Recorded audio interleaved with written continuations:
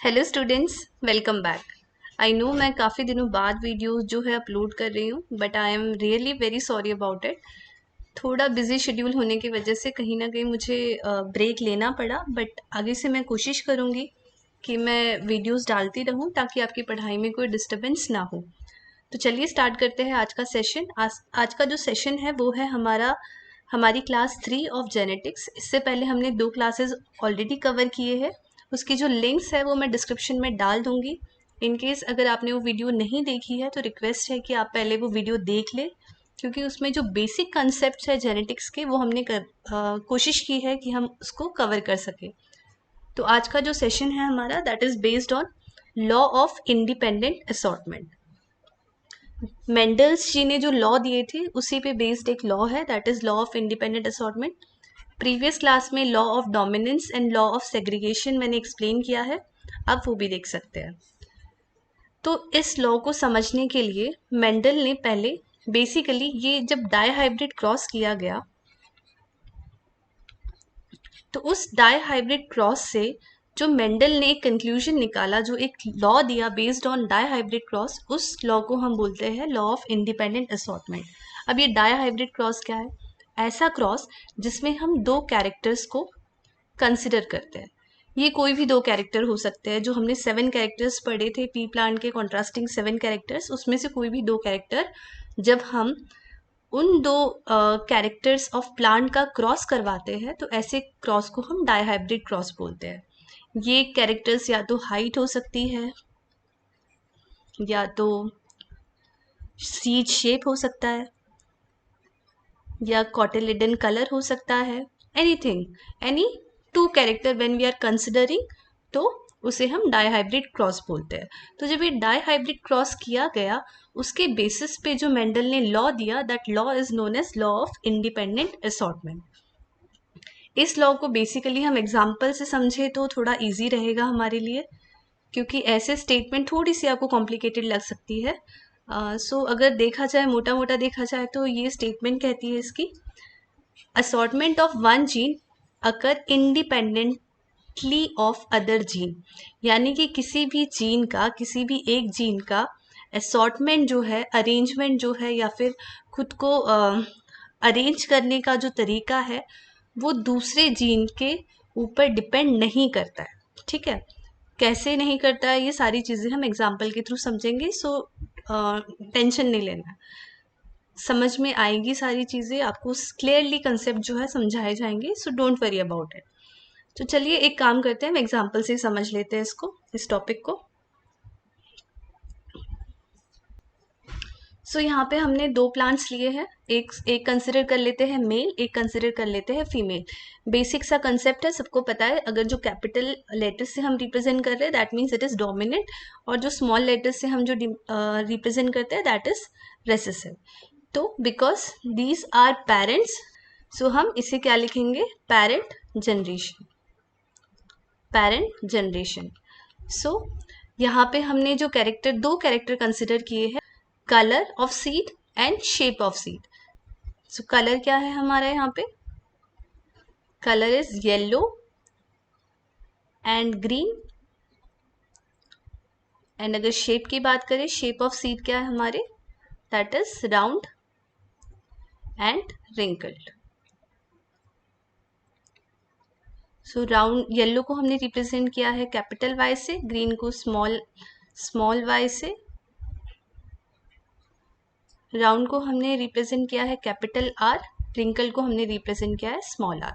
ठीक है, तो अगर हम बात करें इस पेरेंट की, तो इस पेरेंट का सीड कैसा है, it is yellow and round seed.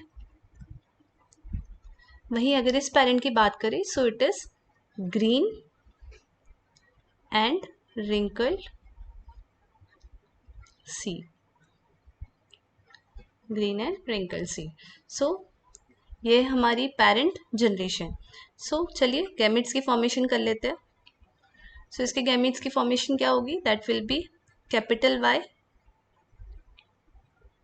इसके गैमेट की फॉर्मेशन क्या होगी, that will be small Y small R. ठीक है, नाउ हमें पता है गैमेट्स की फॉर्मेशन होगी, उसके बाद क्या होगा, गैमेट्स का फ्यूजन होगा, और जब गैमेट्स का फ्यूजन होगा so it will lead to the formation of F1 generation. So हमारी F1 जनरेशन क्या होगी गैमेट के फ्यूजन के बाद? So that will be capital Y small y capital R small r।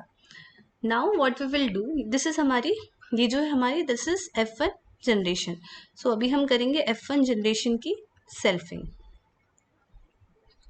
F1 generation की selfing यानी कि सेल्फ फर्टिलाइजेशन। सो यहाँ पे हमने प्लांट ले लिया,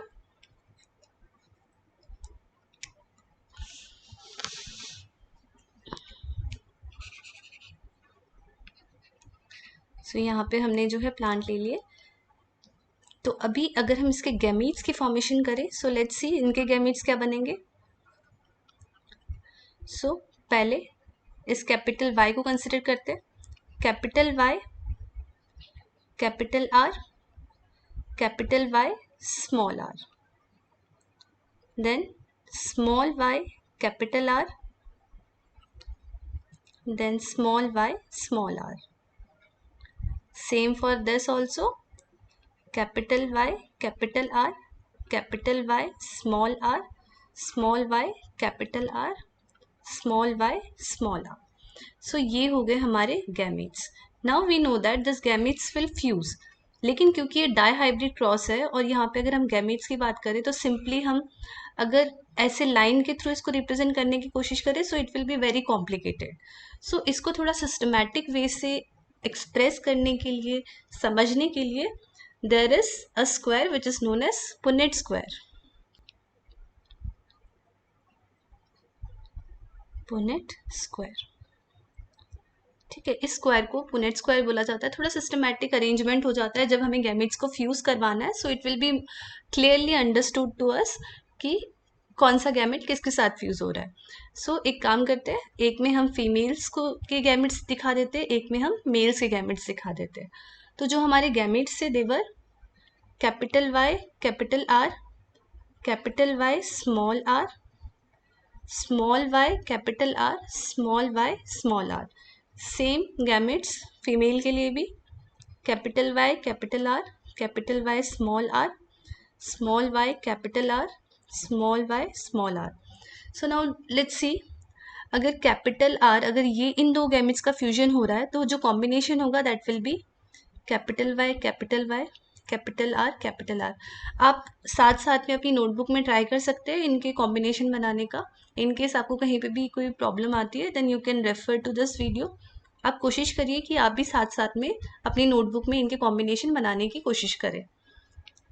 capital Y capital Y capital R small r, capital Y small y capital R capital R, capital Y small y capital R small r, capital Y capital Y capital R small r, capital Y capital Y small r small r, capital Y small y capital R small r, capital Y small y small r small r, capital Y small y capital R capital R, capital Y small y capital R small r, small y capital R capital R, small y capital R small r, capital Y small y capital R small r, capital Y small r small r, small y capital R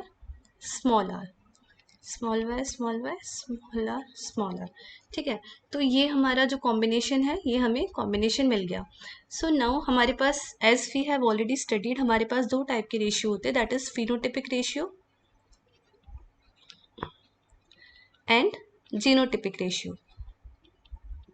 phenotypic ratio की अगर हम बात करें सो phenotypic ratio की अगर हम बात करें सो ऐसा रेशियो जो हमें फिजिकल अपीयरेंस के बारे में बताएगा कि प्लांट को अगर हम देखें तो प्लांट हमें कैसा दिख रहा है, उसके सीड्स कैसे है, राउंड एंड येलो है या फिर राउंड एंड ग्रीन है। तो based on the physical appearance जो हमें रेशियो मिलता है that is known as phenotypic ratio. तो चलिए लेट्स सी, जो कॉम्बिनेशन मिला उसके हिसाब से प्लांट का अपीयरेंस कैसा होगा। इसे हम डिफरेंट कलर से शो करते हैं ताकि it will be easy for us to understand. तो अगर हम पहले कॉम्बिनेशन की बात करें, so we know that it will be yellow and round in appearance. इस कॉम्बिनेशन में because it contain one capital R, so it will be yellow and round. Same for this, yellow and round, yellow and round, yellow round. यहाँ पे this is recessive, so it will be yellow and wrinkled. This yellow round, yellow wrinkled, yellow round, yellow round. यहाँ पे क्योंकि both are small, so it will be green round, green round, yellow round, yellow wrinkled, green round. This is green and wrinkled.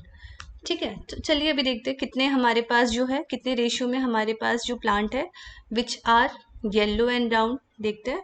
This is 1 2 3 4 5 6 7 8 and 9. So 9 ratio में हमारे पास जो plant है they were yellow and they were having yellow and round seeds. ठीक है. Second combination कैसा है ये हम अभी कट कर देते so that it will be easy for us to understand. 1 2 3 4 5 6 7 8 9. Second combination कौन सा है हमारे पास, that is yellow and wrinkle. Let's see yellow and wrinkle कितने हैं. 1 2 1 2 एंड 3. सो हमारे पास 3 रेशियो में है yellow and wrinkled seeds. Next combination कौन सा है हमारा, which is green and round. Let's see ये कितने हैं, ग्रीन एंड राउंड 1 2 एंड 3. ये भी हमारे पास है 3 रेशियो में, that is green and round seeds. Last में हमारे पास जो सीड है that is green, that is green and wrinkled, that is green and wrinkled. I hope ये समझ में आया होगा. अभी यहाँ से हम समझने की कोशिश करते हैं कि लॉ ऑफ इंडिपेंडेंट असॉर्टमेंट है क्या. तो अगर हम बात करें यहाँ पे, तो अगर हम यहाँ पे बात करें, सो जो हमने पेरेंट लिया था स्टार्टिंग में, यहाँ पे जो पेरेंट था उनका कॉम्बिनेशन हाउ फिजिकली अगर हम बात करें तो अपीयरेंस कैसा था, they were yellow and round और ग्रीन एंड रिंकल. बट जब हमने सेल्फिंग किया F1 जनरेशन का, सो हमें ऐसे कॉम्बिनेशन भी मिले जो पेरेंट्स में नहीं थे, जो कि येलो एंड रिंकल सीड्स थे and green and round seeds थे. ये कॉम्बिनेशन पेरेंट्स में नहीं था. So these are the new combination that we have seen. So ये कॉम्बिनेशन कैसे आए, ये कॉम्बिनेशन आए because somewhere genes were able to express themselves independently. Genes जो है वो खुद को इंडिपेंडेंटली क्या कर रहे हैं, असॉर्ट कर रहे हैं, खुद को अरेंज कर रहे हैं. Due to that reason we have seen new combination. ठीक है, तो जीन जो है एक जीन दूसरे जीन पे डिपेंड नहीं करेगा जब हम बात कर रहे हैं लॉ ऑफ इंडिपेंडेंट असॉर्टमेंट की. assortment of one gene will be independent of the other gene. यानी कि जो सीड शेप है वो इंटरफेयर नहीं करेगा या वो डिपेंड नहीं होगा सीड के कलर के ऊपर. So they will assort themselves independently of each other. ठीक है, और because they are assorting themselves independently, इसलिए new combination of characters are produced. I hope ये समझ में आया होगा. लॉ बहुत इजी है, कंसेप्ट समझने की कोशिश करना. तो ये जो रेशियो हमने निकाला that was phenotypic ratio. Let's see about genotypic ratio. अगर जीनोटिपिक रेशियो हमें निकालना पड़े तो कैसे निकालेंगे. So let's try to find genotypic ratio. So जब हम जीनोटिपिक रेशियो की बात करते हैं, सो जीनोटिपिक रेशियो में बेसिकली हम जीन्स देखेंगे. यहाँ पे combination of genes will be observed. तो यहाँ पे हम देख सकते हैं कि ओनली इस टाइप का कॉम्बिनेशन जो है वो सिर्फ 1 है. ठीक है, एक ही ऐसा कॉम्बिनेशन है जो कि इस फॉर्म में है। सो पहला क्या हो गया, दैट इज 1। यहाँ पे लिख भी लेते हैं इसको, capital Y capital R capital R. ठीक है, इस टाइप के कॉम्बिनेशन की अगर हम बात करें, so how many combinations are there, 1, then 2 combination. So we can write here 2, capital Y, capital R, small r. Third combination, let's see how many are there. 1,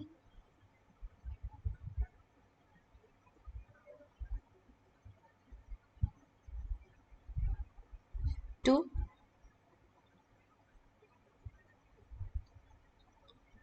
that is capital Y, small y, capital R, capital R. Then third is, ये कितने count कर लेते हैं, 1, 2, 3, 4,